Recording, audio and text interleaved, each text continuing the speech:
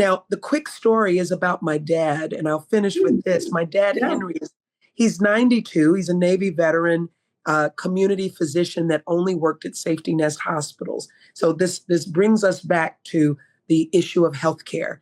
I told you 10 years ago I was caring for my mom, but 60 years ago, while my mom was pregnant with me, 1965, my dad marched from Selma to Montgomery. And there's a framed article in my office that he wrote, a sort of a little essay that he wrote for a local newspaper back then about why he did that. He had never done anything really politically before, and he decided to march where Dr. King and late Congressman John Lewis marched. And he said, I decided to march because I didn't like how people were being treated.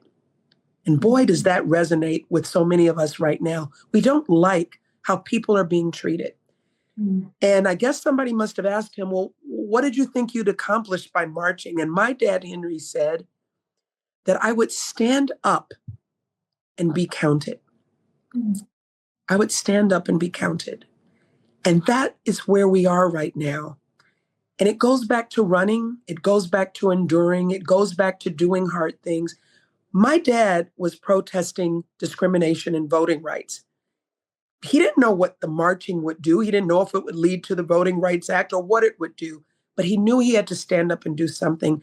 And I believe that's where each and every one of us are at this moment. Absolutely. My decision is to run for United States Senate. That is my standing up and being counted. You have one, Debbie. You're doing great work with NewDEAL leaders and just so much to develop so many leaders to be out there in the world making real policy changes and a difference in our communities.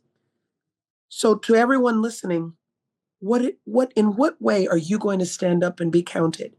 Because that's the moment we're in. We all must walk in whatever purpose we have on this earth to make sure that we allow our children and our children's children and every generation to inherit a world better than the way we found it.